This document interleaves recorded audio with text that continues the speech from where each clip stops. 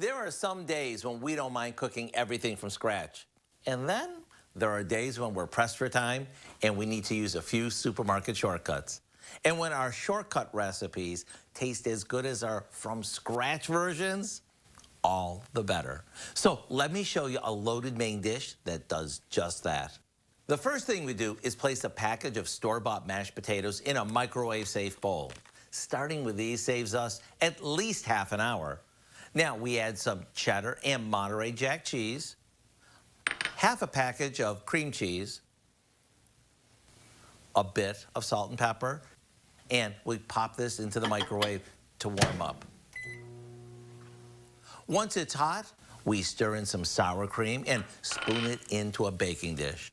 Now, we turn this into a main dish by topping it with some shredded cooked chicken, a drizzle of barbecue sauce, and some crumbled bacon.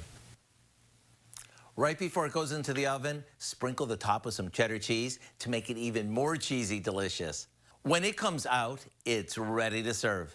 It's kind of like a Southwestern style upside down chicken shepherd's pie.